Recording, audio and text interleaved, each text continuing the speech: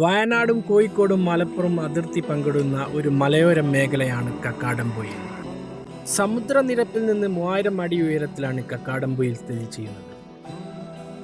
വർഷം മുഴുവനുള്ള വെള്ളച്ചാട്ടവും കുളിരും തണുപ്പും മറ്റെവിടെയും ലഭിക്കാത്ത ഒരു അനുഭവമാണ് കക്കാടംപൊയിൽ.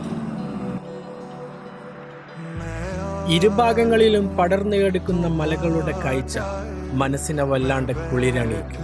മലബാറുകാരുടെ പ്രധാന ഹിൽ സ്റ്റേഷനാണ് കക്കാടംപൊയിൽ.